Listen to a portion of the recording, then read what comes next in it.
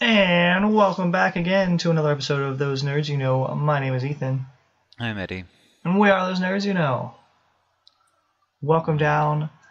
This week we're going to be talking about Deadpool 2. Man. The second coming. Second coming of Deadpool. Yep. I saw it last week, and you saw it today, right? Yep, just not too long ago. Excellent. About 6 hours ago. How'd you feel about it, sir? What's your overall... Once again, pleasantly surprised. The first one I wasn't expecting very much, so that was a boost. And then I wasn't expecting very much for this one, but I've heard people saying it's good, so not too big expectations, but it was enjoyable. Same. I feel the same way on both ends, as long as I kept my expectations fairly low. I was usually pleasantly surprised. Yeah, Deadpool isn't the type of character I usually enjoy. I mean, he's obnoxious and annoying. Yeah, well, I mean, and that's all he is to me. I feel like a lot of Deadpool in the comics isn't quite as annoying as we've come to... Because, like, a lot of it for me that annoys me about Deadpool isn't Deadpool himself, but his fans.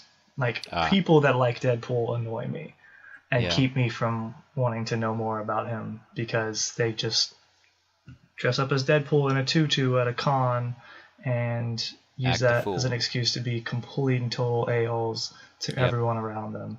And I'm just that is absolutely true. And thinking about it like that, I agree. Because I don't actually know very much about Deadpool from the comics now that you mentioned that. So the fans are pretty bad. Yep, that has been most of it for me. I know a smidge about him. I've listened to a couple of people talk about him and explain some of the things he's gotten into, and I know a little bit about the creator. And I like that he's self-aware. I like that he's aware that he's in comic books and that he can make fun of things. I don't. That's actually like not something I enjoy. I know that you don't. I hate fourth wall breaking. I mean, okay. I really do. I think it's silly and senseless and unnecessary and bad writing. But that's just me. That's perfectly fine. We are both welcome to our opinions, however different they may be. But yeah, I really do enjoy that. I like it in the comics because he uses it in the comics to sort of make fun of things. It's just. I think it's necessary for creators to be able to poke fun at themselves or laugh at themselves, and I think Deadpool sort of personifies that and allows that to happen. That's fair. I enjoy that. But anyway, this movie, I personally think I enjoyed this one more than the first. Yeah. I feel like in the first one there's a lot of like very needless sexual content. Mm-hmm. Because, I mean, I'm not a fan of sexual content to begin with, but, like, sometimes I can understand its merit to help explain relationships or characters or things. But it was just kind of pointless every time it happened in the first movie. Yeah. And while there was a lot of violence in the second one, I feel that the first one was a lot more vibrant in the sense of, like, blood splatters and stuff like that, visible gore and things like that. Like, I mean, he's chopping off arms and hands and heads and shit, but and stuff. But I don't know. It seemed more graphic in the first one, and they toned it down for the second one. Yeah, at least for the blood splatters and stuff.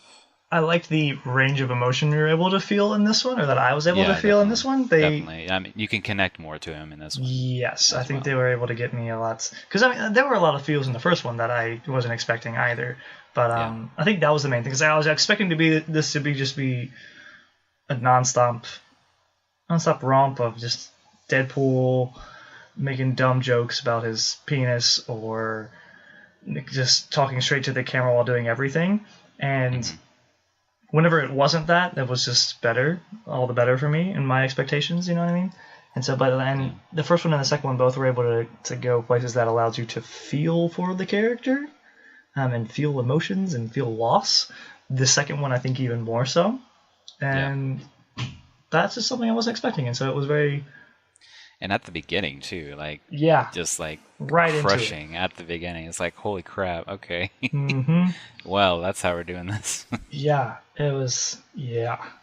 Yep, it pulls no punches and goes straight into it, which is nuts. So anyway, in this film, we have Deadpool lose his wife. It's a very earned relationship, I think, between the two of them. Absolutely. Especially considering the events of the first movie, and I really like them together, and I love their chemistry. It's really good. And so when you lose her like almost immediately in the film, in the first little bit, it's really gut-wrenching and rough. Goodness gracious. But yeah, that adds a lot of weight to the film. That's kind of undermined by the mid-credit sequence. But I think that was Deadpool just like movie, so. comedic relief. Yeah, so, I imagine. Like right after that, because the credit sequence was completely stupid. Yeah, absolutely true. It was a good time. Good times all around. But it's like after like right after that scene, it's like people were laughing, but I'm like, holy crap, I'm still like reeling. Yeah. Gosh. Anyway, that happens, and then while he's in his lows, he has this vision of his wife, which is also intense, and he somehow assumes that he has to get his heart in the right place, and who's there to help him but his good old X-Men friends? Some of them, anyway. Yes, I liked. How did you like that cameo? That was pretty good. I was so really happy with funny, that. Yeah, no, it was definitely a good like insertion. Yeah. It's where a good significant and they explained in the plot too. Like it's a good plot area, significant even without the silliness. Budget increase. It's like went to that. God, it's Deadpool. Yes, it's good. That's good. I like the addition of Teenage Warhead's girlfriend. What is her name? Yukio? Yeah. Something like that. I thought they were saying Yu-Gi-Oh at first. I'm like, is this a joke? Is this another joke? What's going on? but after like they started pronouncing the K more obviously. I guess it was Ryan Reynolds that started that. But it's really weird. Like in movies, like it seems to like whenever you hear a Japanese like word or name, like there's one character that always says it strangely compared to the others. Like in Big Hero 6. Like in Big Hero 6, which I still reeling from that. But I don't really care too much. She doesn't speak a whole lot, so it doesn't bother me. Yeah, and them introducing each other, like I love that. And it's such a small joke, and they used it a lot, but it was hilarious every time. Like just out of the whole situations that they were in, I thought it was pretty funny. What do you mean, like them introducing like hi? So like when Deadpool calls Yukio. People's names. No, whenever they just say hi. Oh, when we just say hi. Oh, gotcha. Yeah. They do that a lot. I love. One of the things I really like about the fourth wall breaking thing that Deadpool does and can do and is allowed to do is when he can just call people by names from other things, like when he calls Cable Thanos, or like it's just I love that so much. Because that's how like I will often talk about movies or different things because I can't remember what the actor's name is, but I'll remember this other thing that they were in. So like, you remember that scary movie with George of the Jungle in it? Oh yeah, The Mummy. Yeah, that's that's and it's genius because the other like people can't get butthurt over it because it's satire. Mm-hmm. And you can't get sued over satire or anything like that, even with name drops and stuff. Yeah, which is hilarious. It's great. I love it. It is so all much. In satire. Yes. I love it. I just love that he's able to do that and has the like the permission to be that. That's just it's right on with my humor. Gets me hard. Very relatable to Ethan. Yes, it's spot on. That was a good time. I enjoyed the cameos. I really like seeing more of the X-Men universe because like as broken as that timeline is and that continuity in that series is, they're some of my favorite characters to see in film, and I just like seeing more stuff. So I was super excited to just see more, which is like what kind of led to like my being let down by the X-Force. Like, I guess it was funny to watch all of them die, but I kind of wish that I'd seen them do something first. But I don't know. How did you feel about the X-Force? I really, really liked the Luck Girl. I don't know her name.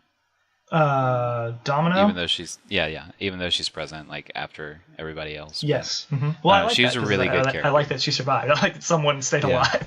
Yeah, and it would have been her of all of them. Yeah.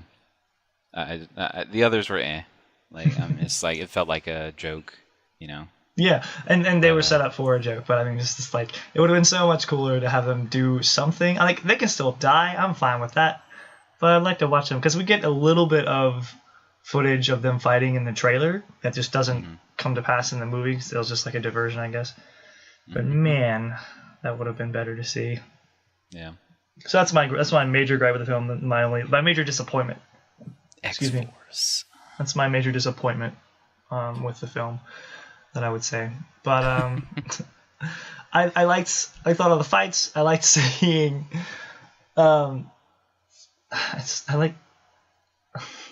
I like seeing Deadpool do his thing. I always enjoy it when he fights. I liked his fight with Cable in the prison. Really cool, really fun. Like when he got thrown onto he got thrown off the upper rails onto the freaking table and broke everything. It's like his entire pelvis separated. Yeah. Oh my gosh.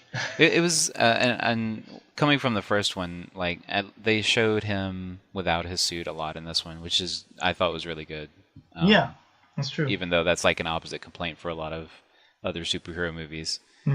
But it was a nice change from the other Deadpool, because at first the whole burn face thing is kind of jarring, especially with such a casual, intimate relationship with his wife.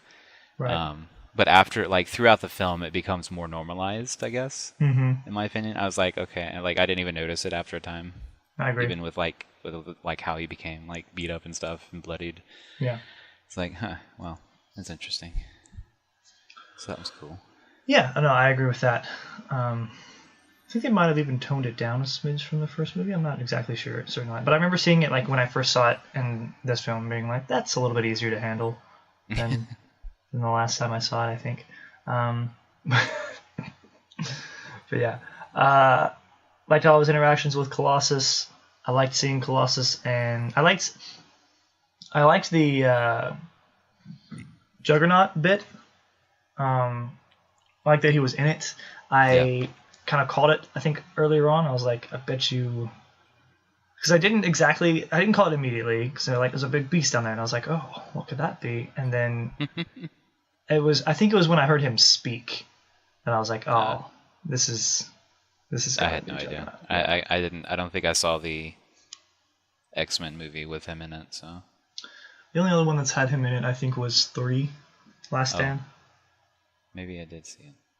I'm pretty sure that was the one. I haven't seen a few of the X-Men movies. Yeah, that was it, because there's a scene where that's where the scene it's where the I'm the Juggernaut bitch thing comes from. Right. That's in 3, and that's when he's fighting with what is her name? Kitty Pryde. Over one of the children that's gonna be demutinized. That's the one where they had the demutinizing guns. I may have not watched it then. I don't. That's recall. Okay. Completely and utterly okay. And understandable in some cases. Yes, absolutely. How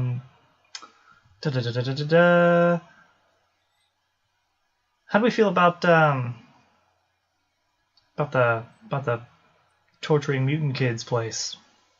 I mean, how does one feel about an evil situation of torturing children? Yeah, well, I mean, that's bad, obviously. Do we feel like they're credible villains? I don't know. It's they're.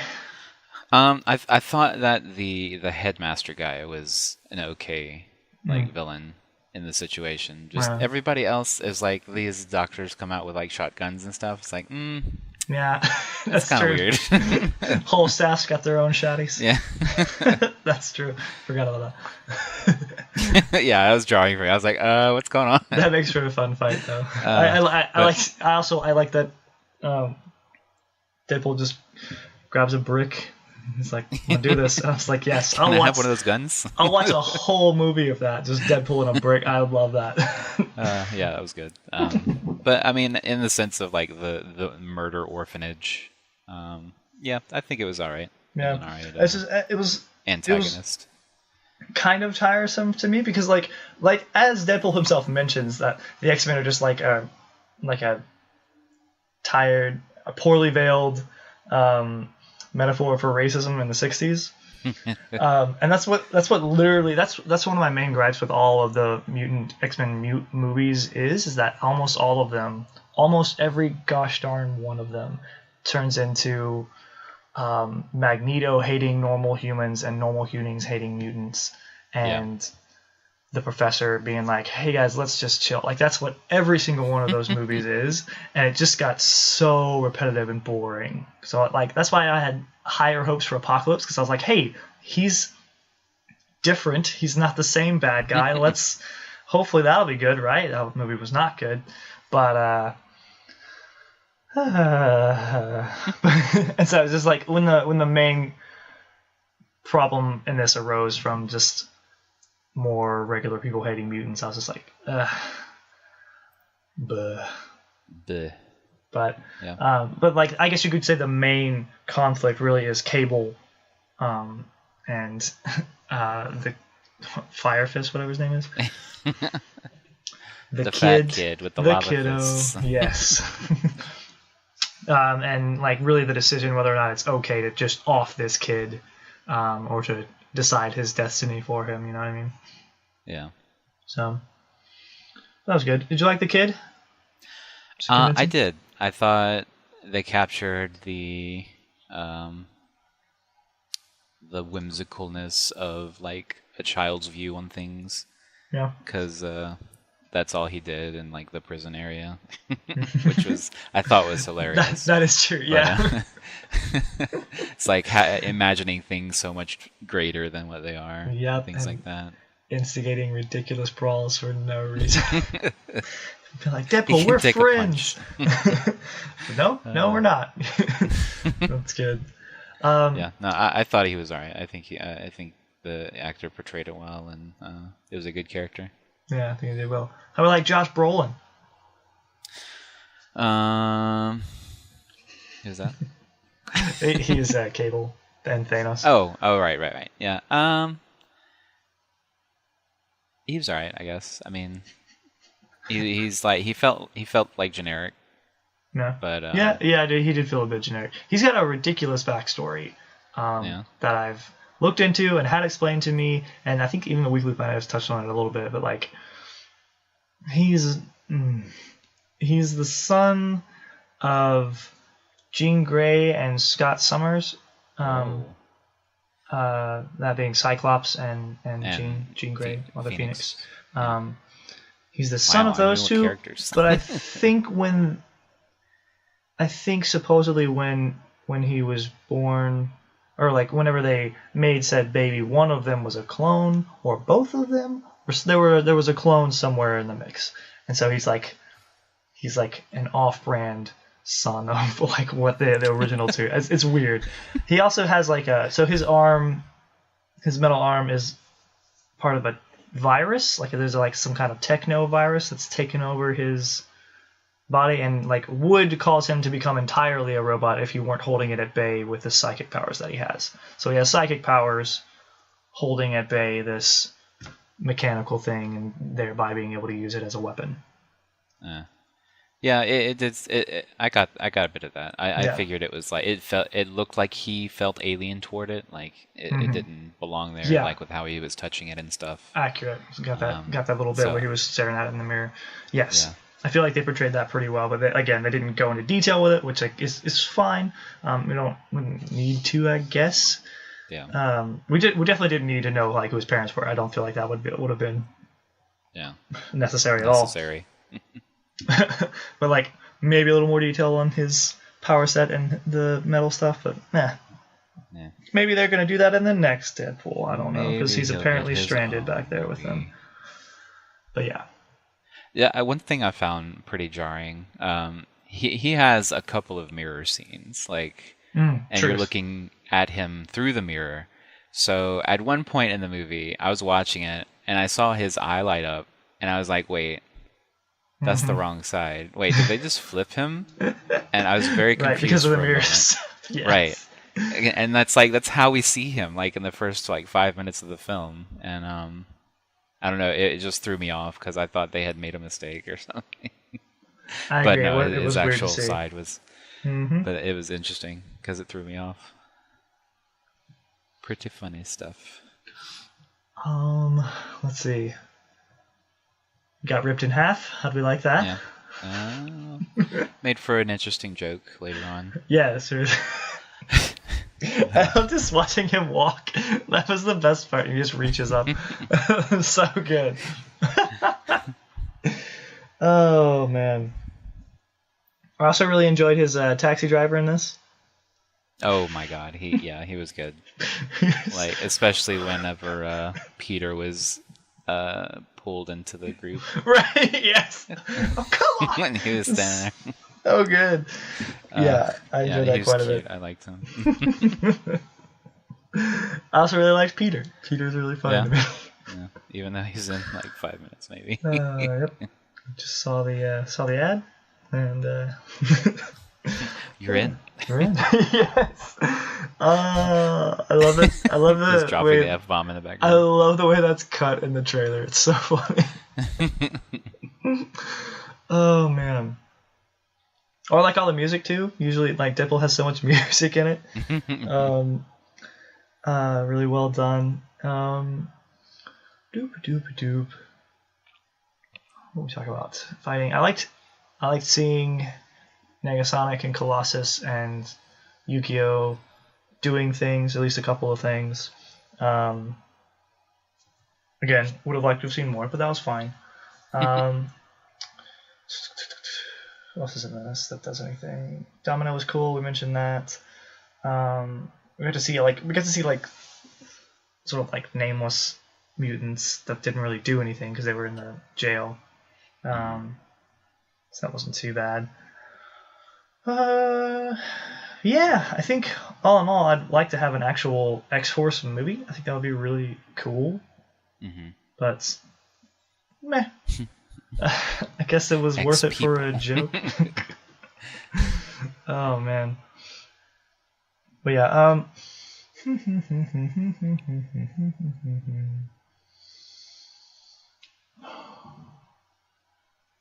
how were you able to make any calls while watching the film?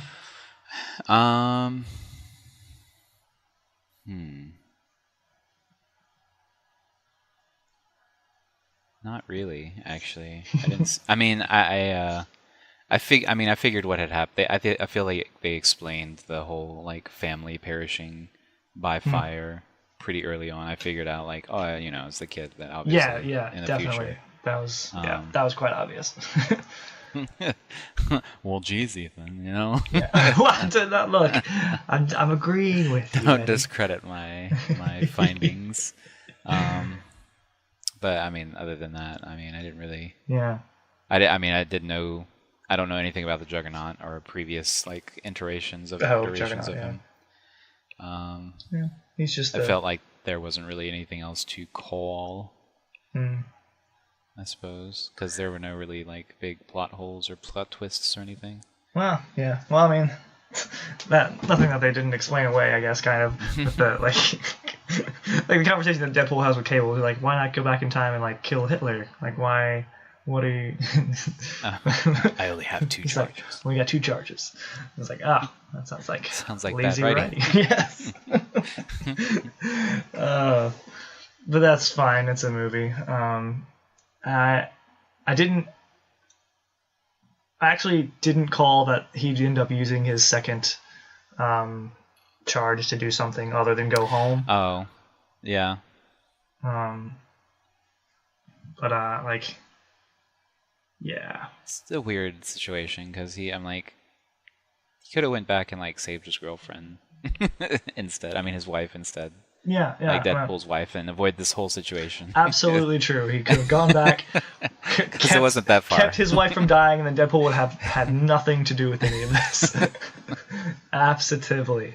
But then again, he would have still killed the kid. So I guess he had a bit of change of heart in that point whenever he saw his the teddy bear come back to life, or I mean, come back from like smoldering. Yeah. But so I agree. I don't know. Maybe. How'd you like watching Deadpool die? I mean, I was fully expecting him to not actually die, and like he was going to go through that entire thing and just be like, "I'm still alive." Oh, the bullet must have missed my heart or something. Well, I was expecting the collar around his neck to be fake, like it'd be disarmed or something. Oh yeah, yeah. That's also that was another iteration that I thought of. I was like, that's what I was waiting for the whole time. Then he actually died, and I was like, wait a second. What are we doing here? Are you actually gonna die? Are we pulling a Logan? Like, what's happening? No, you know. I gotta have a Deadpool 3, though. Yes, indeed. Oh man. Doop doop doop. Yeah. Overall, I'm excited to see Deadpool 3. Excited to see another one. Yeah. Anything else in this movie that I enjoyed or hated?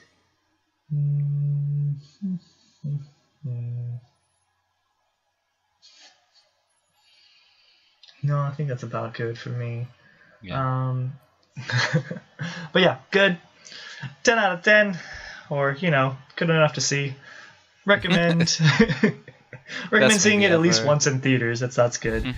But if you don't feel like doing that, rent it eventually, or whatever it is you want to do. Whatever it is you do. Watch it. It's good. It's a good time.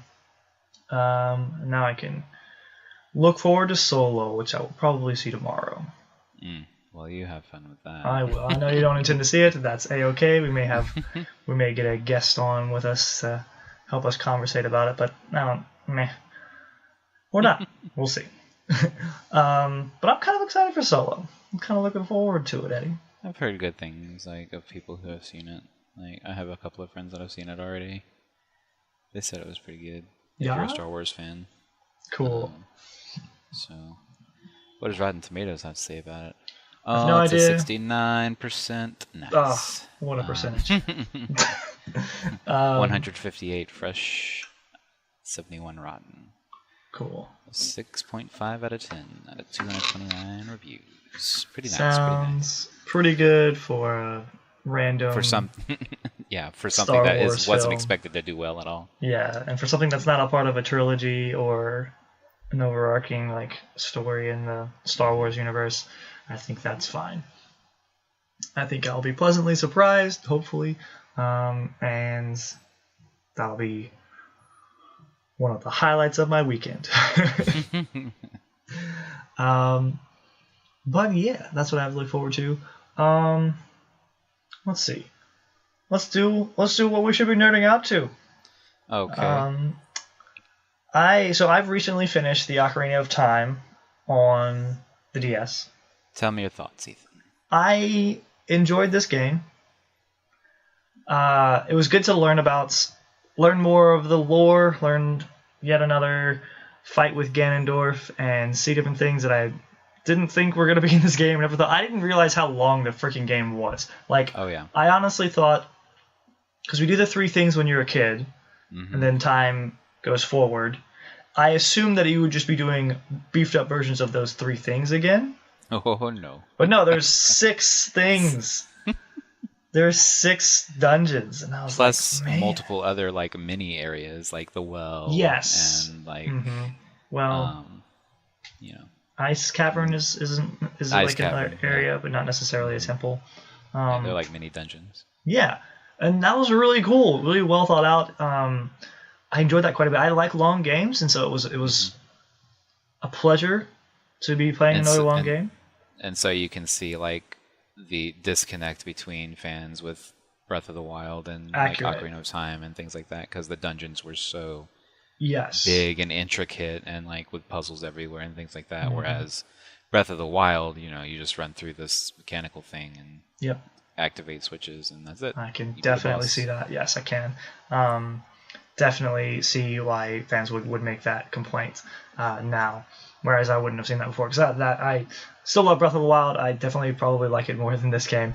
Yeah, absolutely. The only thing is like it was like bittersweet for me to find out like how long it was, because I like long games, I like challenges, but gosh, those controls are so outdated, and it's Nintendo just 64 controls. It was and the camera so annoying. Yes, the camera, the L targeting or Z targeting from the original. Man, just so but clunky for the sometimes. time, it was no, for the time, amazing. That's the other thing. Like I was saying earlier on when I was playing the game, it's just like I can't imagine what it must have been like to play this when it first came out, and when up to that point,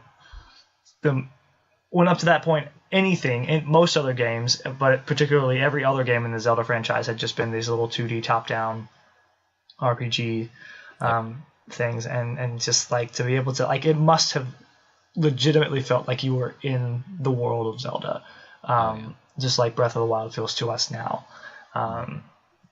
But yeah, gosh. Which you knew prior to this game about Sheik also? Yeah, right? I was aware because you know, because Smash and stuff. Like, yep. I think it'd probably been spoiled to me before Smash, right? Yeah, maybe. I mean, it was like one of the biggest reveals of the entirety of Nintendo, which is ridiculous. I imagine. Pretty big deal. Really cool. But I remember my first my first reveal because I played it like maybe a year or two after it came out. Wow. So I was still fresh. And seeing that reveal without knowing it was mind blowing. I imagine. As you know, as a child. There are so many like historical like reveals in movie and TV and comics that I would love to like go back in time and experience. Yeah. Like I would love to be in the cinema in the theater for the first time when it's revealed that Darth Vader is Luke's father. You know what I mean? Right. To live in a world where that wasn't like the most basic knowledge ever. A meme. Yes. To live in a world where not everyone can quote that. Like, and that was like breathtakingly like surprising at the time. Like that would be so cool. And it's been a long time since we've had like something that groundbreaking in media. Yeah. In my opinion. I can't really think of another time recently. That's true. To have like a Sixth Sense movie twist or things like that. Absolutely. And so that'd be really cool. But I like this game. I like discovering all the little things in it that I didn't know were there. For instance, I knew that you would get different tunics that would help you out. Like again, I knew everything that was based around like the forest and the Zora and the Gorons. I knew basically all of that. I knew about the knife and how you could eventually get the giant's knife and how you could eventually get a better one, which I didn't do because that seemed like it was going to take a very long time to do. So I was like, nah. Did you buy the big Goron sword then? Yeah, I bought the giant's knife, and like I know that it breaks and stuff. Okay. I was like, how did you fight Ganon? I did. I was thinking. No, I fought him with the Master Sword. Okay. Wait. But I'm just asking, after he knocks it out, did you switch to the broken knife? No. I just I shot arrows at him. Because you can shoot at his face when he becomes Ganon. You can shoot in his face, and then there's his tail is his weak spot. So like I just shoot at his face, roll around, shooting at the tail. You shot the tail with arrows as well? That's interesting. Yep. And then eventually you get the sword back, and at that point, I just roll between his legs and attack the tail. Yeah, but for the time of like the Master Sword being knocked away from you, it's like I just assumed that you couldn't switch. I just assumed that you weren't going to be able to switch, so I didn't even think to. I just shot arrows at him. Yeah. I mean, hey, whatever works. Yep. But whatever works. That's another thing I was surprised at, like how many different. Because there are at least like one or two different things you could do in a lot of situations to to get around things, which is interesting. I don't think I was expecting that much freedom. But that was really cool. It was really fun. I don't think I really knew that you could get different types of arrows. I think maybe I'd heard of the fire arrows, but I didn't know that you could get ice ones or light arrows. So that was neat to see and to experience. I didn't know anything about the Gerudo. I didn't know that was a place or a thing in this game at all. So going through the fortress was interesting. Female Gerudo people. I remember that the gold sculptulas, or how do you say that? Sculptula. Yeah, sculptulas were a thing. Like tarantula. But I didn't realize how good some of their rewards were. It took me a while to go back and get the big wallet and then the giant wallet and the shard of agony. And the rumble pack for finding secrets. Woo! Yeah. That was annoying too, because it took me a while to realize that you could do other things other than smashing the ground with the hammer. I didn't realize there was a hammer in this game. That was another thing I didn't know. So yeah, there's still plenty of secrets I didn't know about this game. That were fun to learn about. And I found the dungeons really cool and quite satisfying to go through because they're big enough. There's a sense of accomplishment. Yeah, I agree. What'd you think of the water temple? Now that you've experienced it. It was fine. I think anybody who complains about the water temple just never got to the shadow temple, because that temple pissed me off so much. Good old lens of truth area. Gosh, it was so... Yeah.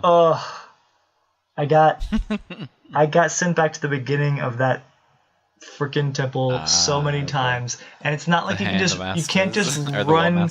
Yeah, you can't just run back to where you were, because the stupid spiders drop from the ceiling. So you have to carefully and quietly walk, get the spider to come down, wait for the dumb spider to turn around, and then cut it as it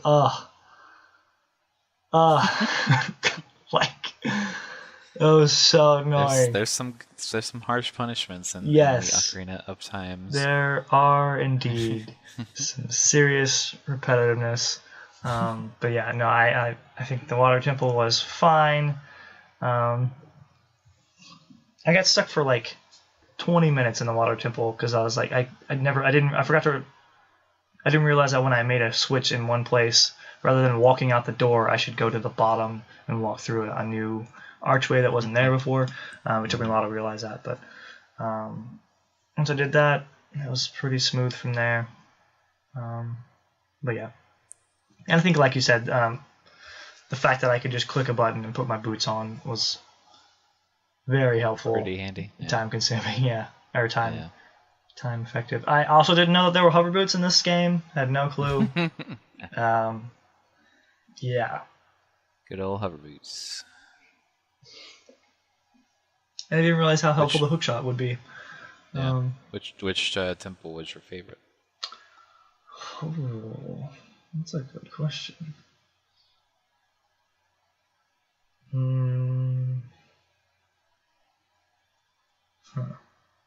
I didn't like any of them. I hated them all. That's hard to say. I guess least favorites. Let's start there. We used to have your least favorite. It's Spirit Temple. I mean Shadow Temple. Yeah. Well, but it was but that one was so it was such a struggle. But when I was done, I felt really accomplished. You know what I mean? Mm-hmm. So actually being in the Shadow Temple, that was probably my least favorite experience. But when I finally beat it, I can look back and say that's probably one of my favorite accomplishments. I think Water Temple is probably one of my least favorites. Not because it was difficult, but just because it was meh. I think Forest Temple is probably one of my favorites because it's the first. I like the look of it and the feel. It's really interesting. The ghosties, or the pose as they the sisters. Yeah, I really like the feel of that one. The look of it. I like castles and stuff like that. It's really cool. I enjoy. So I think top for me would be either forest or fire. Yeah. Mine's probably the Spirit Temple, because I did like the whole thing where you had to like go back in time as a child and do a certain thing, and then go forward 7 years as an adult and go back to it and do things that way. And also I like, Egyptian style architecture, so that was full of it. That's true. But I thought Spirit Temple was probably my favorite out of the 6. It's a good temple. Yeah. Yep. So like there's forest, fire, water, shadow, spirit. What was the other one? Light. Is that what? Is that one? Light is one of the temples, but that's the Master Sword. Oh, gotcha. That's where you get the Master Sword. Right. I passed the temple at time. Wait, is there a 6th temple? I know there's 6 sages. Yeah, but one of them you get because of the Temple of Time. Right, he's just there. So, gotcha. Yeah, so there's 5 that you go through. I mean, gotcha. I guess Ganon's Tower would be considered sort of a dungeon. More or less. I guess that would be 6. I thought Ganon's Tower is a really good ending dungeon. I agree. Going back through all of the trials that you had to go through. I can also see all the parallels now a lot better to Breath of the Wild. A lot of similarities in it. I thought it was interesting that he became Ganon. I did not know that was a thing that happens. I didn't know that he would pop back into a different form. It made sense when it happened, but I was like, oh. I think that's the first time we've seen a distinction between Ganondorf and Ganon, but transforming into. Gotcha. Well, no, Twilight Princess actually had that too, but it wasn't as like shocking in Twilight Princess. But Twilight Princess it's earlier in the line, but it's later in chronologically, right? Yeah. Gotcha. Yeah. But yeah, that was cool. Also, Ganondorf was the only boss that I beat without dying. Oh, wow. Everyone else I usually died once. So yeah. It was a fun time. His fight was long, though. I don't know if I was just not doing it right. It just took way too long. Well, his fight is broken up into like 3 different ones. Whereas one of them isn't even a fight; it's a get the F out. yeah, accurate. Really fast. That was annoying too. I hate fighting those freaking skeletons. Yeah. With the shields, because you gotta wait for them to open up. I'm just like, just die. And you have a timer, and it's like, ugh. It's very stressful. And then a small rock hits you and damages you, and Zelda goes crazy. Stops and plays. It's like, oh, never happened to me. I was able to. Really? Yeah. Interesting. However, I was real close to jumping off the freaking side of the. I was standing and I got ahead of her for a bit, and exactly she literally knocked me over. Like she knocked me off the side. Link had to grab the side. I was like, "Holy crap! What are you doing?" Yeah, no, You're I know hindering exactly us. which part you're talking about. What is going on? That's a pretty notorious spot. Where you chillax, woman. Yeah, that's just. But I was like, I cannot go through this again. I will not die and restart this. We're gonna make it through this. First go, baby. So yeah, it's real on edge. No, but like if you're running through and you like a small rock like takes like 1/4 of your heart, she'll stop in place and gasp for like 3 seconds while you're running. That forward. Sounds annoying. No, thank you. Yeah. I mean, it's cute that she would do that, but it's like, woman, come. Yeah, we got stuff to do. Yeah. I'm fine, I promise. It's just a rock. I enjoyed that. I'm glad I thought as well, like right before going into the castle, actually no, not right before. It was after I got the gold gauntlets in the castle, I went outside of the castle to that little large pillar. The fairy area, yeah. Yeah. Because I was curious about that before I went in. And when I got the gold gauntlets, I was like, oh, that's what this is for. So I went and did that and she gives you the defense boost. Yep. So I'm like, that's convenient. Excelente. But yeah. Oh, yeah. Glad you enjoyed it. Yeah, I was happy to play it, happy to have it in my collection. You can play Majora's Mask. Yes, it has freed me up for that, but I think I'm going to do the Breath of the Wild DLC first, that I haven't done, because this has really made me want to go play a game where I have better control. And then Undertale. Yes, and Undertale. That is absolutely factual. This is the only game I've played for weeks now. That's fine. I understand. Aside from that, what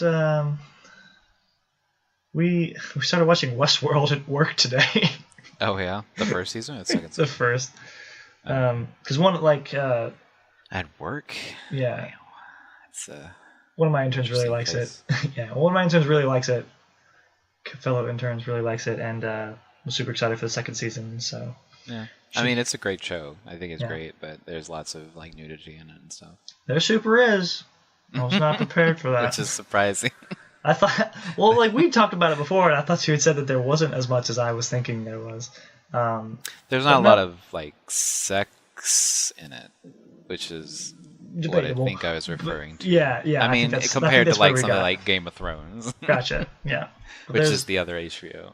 Definitely an orgy sequence that lasts forever, because there's just like a set piece where like there's 3 characters in place, like 2 of them are having a conversation, and another one's like figuring out stuff about her life, and it's all just occurring in a place where there's an orgy going on. I remember that. So like, no, it's even though they're like, even though they're not participating in it, it's just happening around them, and I'm like, really, guys? Like, you couldn't have this conversation anywhere else?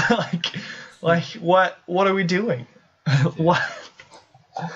Yeah, just like, what the heck? Well, I mean, I think that's like the only like early parts, because HBO does this weird thing of like sex appeal, like in the first couple of episodes of a thing. Yeah. And then like it proceeds to more serious story. Yeah. Yep. But anyway, it's interesting thus far. I like that there's a mystery that we're left to resolve. I have some theories. I hope. Like it just makes me want to know things. Yeah. Which is cool. I like it when stories can do that. It's got a good bit of twisting in it. So. Yarp.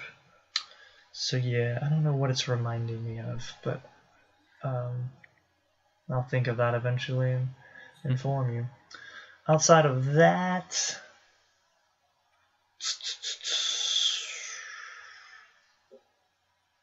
I don't think I've done much else. Oh, I watched Cars 3 for the first time. It was great.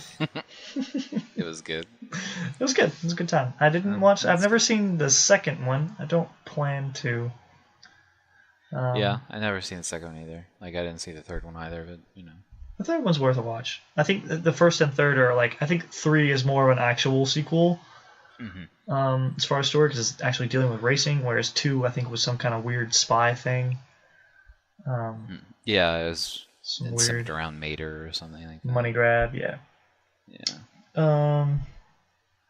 But yeah. I think that's about it. I've started reading volume 12 of My Hero Academia, but I have not finished it. How's that going? It's fine. They're at like kind of a lull. So like at the end of volume 11, they like came to a pretty solid conclusion of like that whatever problem they were facing, at the time. And so now we're just getting into the thing where we're gonna present a new problem, but we haven't gotten to the problem yet. We're just back at school, and they're like, "This is what we're gonna be working on for the next couple weeks." And they're like, "Yeah." And then the villains attack again. More superhero stuff, yeah. And then now we're just waiting for everything to go wrong. That's essentially what we're doing. That's basically how this anime goes. Yeah. So yeah, but I'm certain something will happen throughout the course of this volume, and then in a few weeks I'll have volume 13 to read. So, yay! That's what I'm doing. All very highly recommended.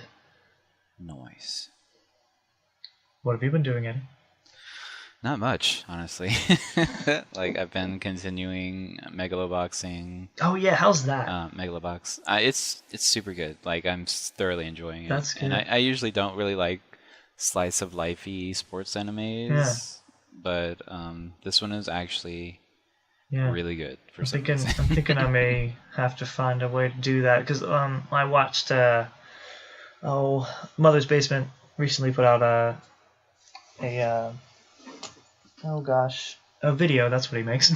A video about This is quite a brain fart there, Ethan. yeah, it really was. A video about old school anime and like old school anime techniques, and like how he appreciates them in certain ways, and how like we've gotten our digital techniques now are obviously like arguably better at creating shows more quickly and making it easier for us to, or for creators to get their creations out there. But that there's a bit of charm that you sometimes lose, that you can't really replicate with digital media, as opposed to like actual pigment and painting and things on real paper and cells, in older anime. But that current anime that does a really good job is Megalobox.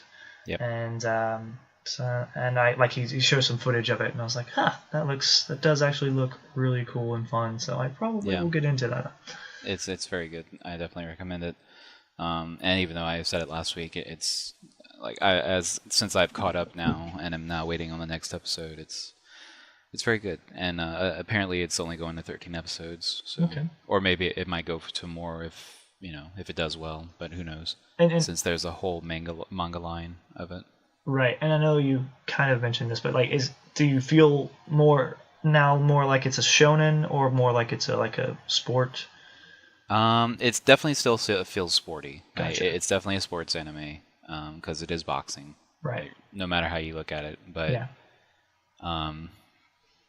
you've got the trials and tribulations of this junkyard guy who just came up from no citizenship and has now been presented with a problem because of that. So that's where I'm at right now with the anime.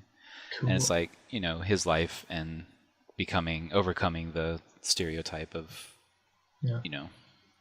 nobody's can't do anything, but they can, showing that he can rise up and become the best. So I guess that's kind of shonen-ish, but but no, it's definitely more of a sports anime than anything else.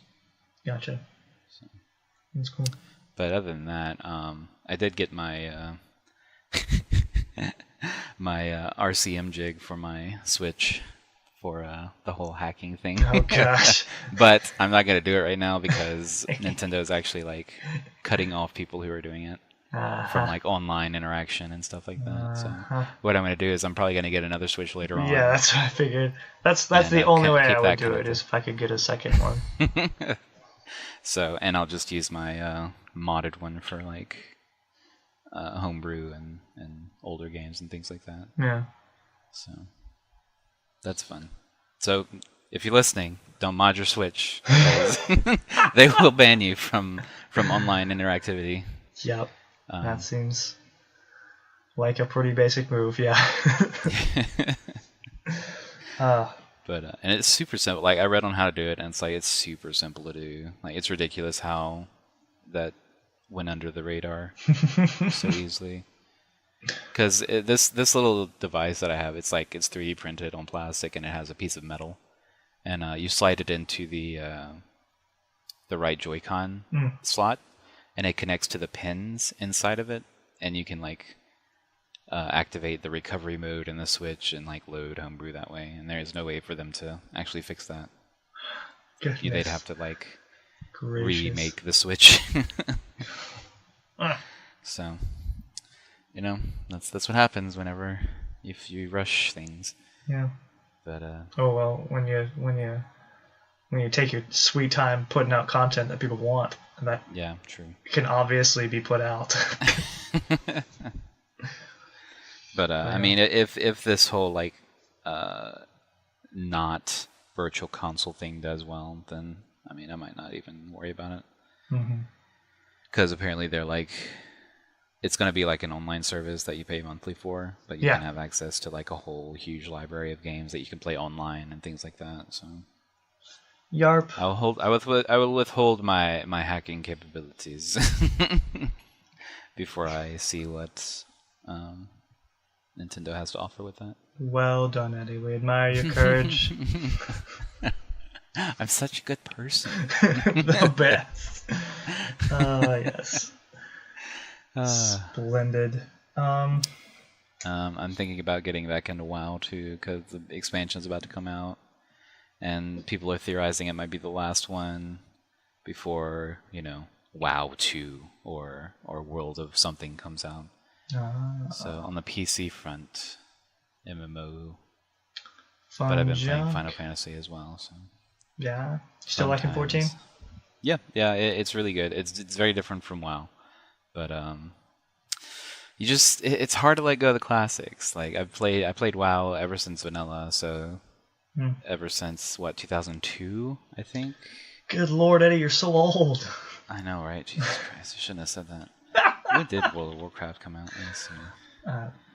You got me, bro. 2004. I was 2 years off. Jeez, that was 14 years ago. Oh my god. And I played it when it came out. Yeah.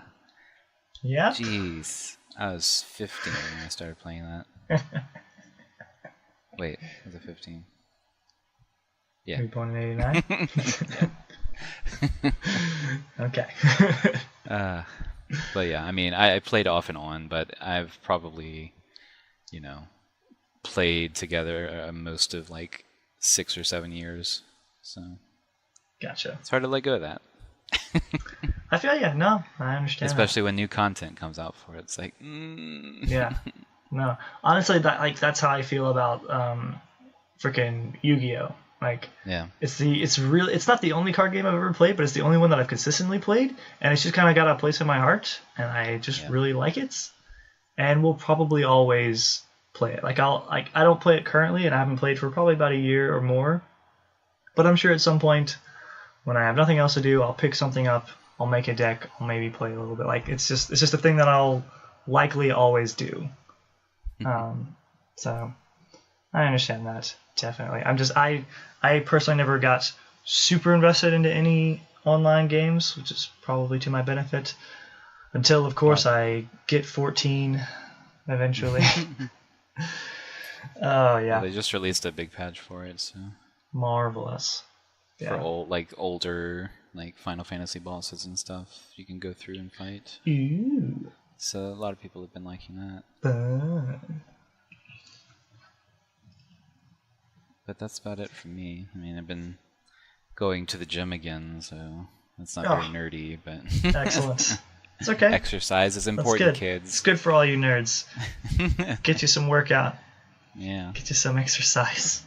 Get buff. Good for your bodies. Yeah. That's what the women's like nowadays. Indeed, supposedly. They're like Thor and Captain America.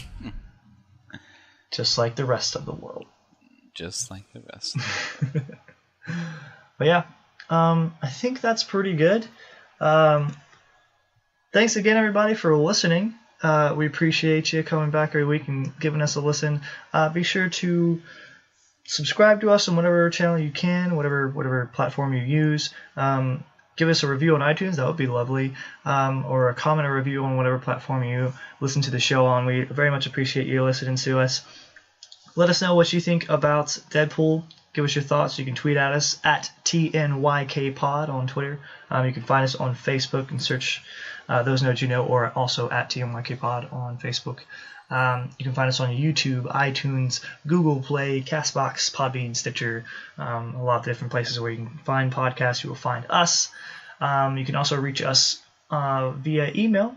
We are thosenerdsyouknowpod at gmail.com. Just send us a line. Let us know how we're doing. Let us know if there's anything you want us to talk about, you want us to review or look at. We're always happy to get recommendations or anything of that matter.